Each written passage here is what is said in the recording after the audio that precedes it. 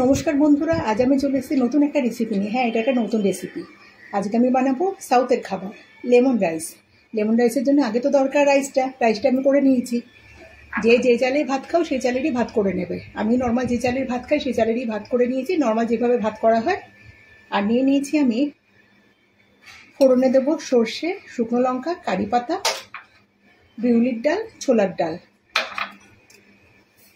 আর এখানে একটুখানি কুচিয়ে নিয়েছি একটুখানি আদা, কাঁচা লঙ্কা, কাজু আর চিনাবাদামটা আমি ড্রাই রোস্ট করে নিয়েছি।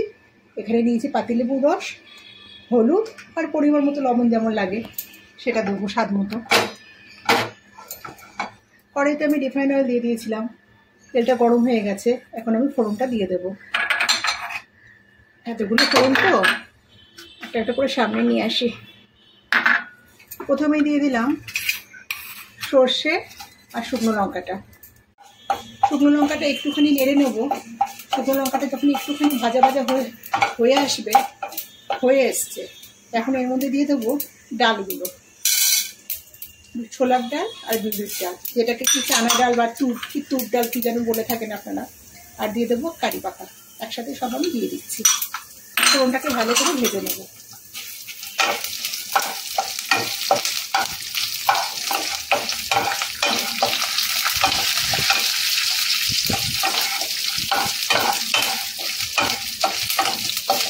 ফোড়নটা একটু সুন্দর গন্ধ বেরোতে শুরু করেছি। আর একটু ভাজবো, ডালটা একটু ভাজা ভাজা হবে।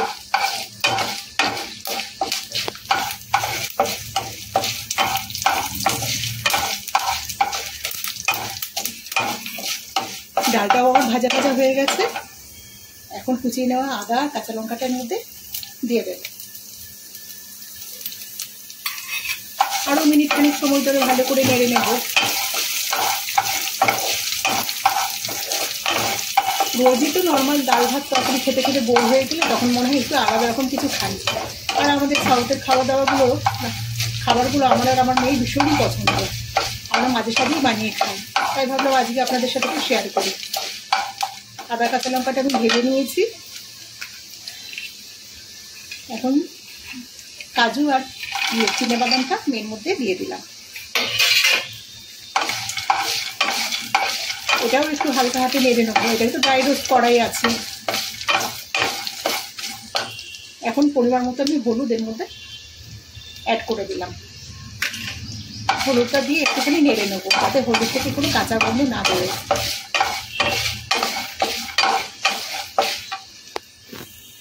সবগুলোই আমার ভালো করে ভেজে নেওয়া হয়ে গেছে। এখন আমি এর মধ্যে করে রাখা ভাতটাকে, ভাত বা রাইস যাই বলি না কেন, সেটাকে আমি অ্যাড করে দেবো।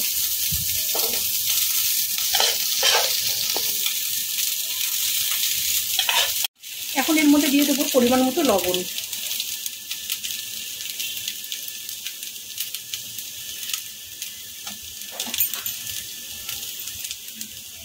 দিয়ে দেবো লেবুর রসটা। এটা একটা বড় একটা গোটা পাতিলেবুর রস আমি করে রেখেছি, সেটা আমি এর মধ্যে দিয়ে দিলাম। হালকা হাতে একটু নেড়ে নেব, একটু মিশিয়ে নেবো সব জিনিসগুলোর সাথে।